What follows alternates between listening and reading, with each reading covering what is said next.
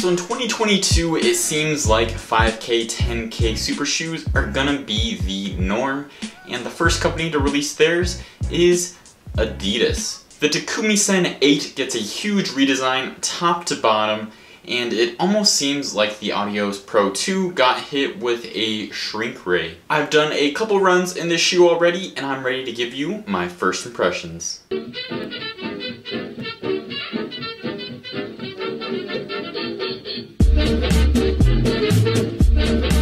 Starting off with the specs, the Takumi Sen 8 has 33mm in the heel, 27 in the forefoot with a 6mm heel to toe drop. The weight comes in at 6.8 ounces, and I put this shoe in the racer category. So the fit of the shoe is a little more constricting than typical. It's more of that racing style fit where it's a little snugger, especially through the midfoot, but I would say it's still true to size. My length was good and I had no rubbing or any issues like that. Alright, so now let's go into the what's new shoe overview. The upper still uses cellar mesh, but the heel cup is more simple and resembles an even thinner Adios Pro 2. The midsole is where some of the bigger changes come in. The Takumi Sen 7 had light strike and some boost in the forefoot and had about 10mm less of foam in the midsole. The 8th version now uses the lighter and more energetic Light Strike Pro foam with carbon rods in the forefoot to help add some firmness and propulsion. The outsole has some thin patches of rubber with decent coverage, but uses the more grippy and durable Continental rubber for the forefoot.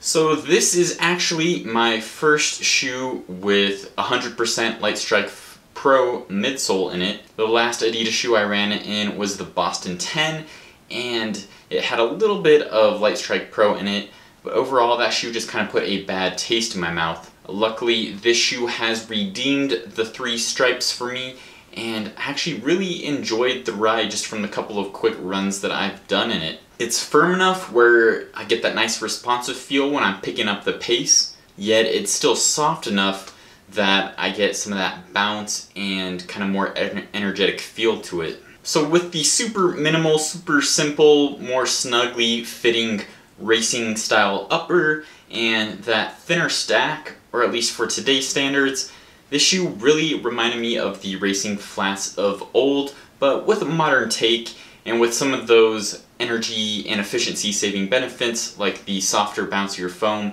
and those rods in there. One thing I'm just going to throw in real quick because it really annoyed me today is these little thin laces.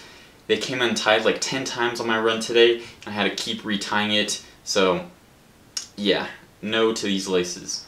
Alright, so now it's time for a couple of quick comparisons, and the shoes I'm going to be comparing the Takumi Sen 8 to today are a couple of carbon-plated racers that have kind of a lower stack compared to those shoes that are around that 40mm stack. The first shoe is the original RC Elite from New Balance. So the biggest difference, I'd say, starting off is the upper. The upper of the RC Elite is definitely, I'd say, more comfortable. It's got more structure in the heel, a little more padding, designed for those longer endurance races. The midsole is going to be softer as well, and a little bit bouncier too. However, when you do go into that forefoot, into that toe off, it firms up because it has that full carbon plate in it, and you get a little extra spring off the toe off in the RC Elite than what you do in the Takumi Sen 8. But to choose one of these to race a 5K or a 10K in is honestly pretty difficult. I like the little softer, little bouncier foam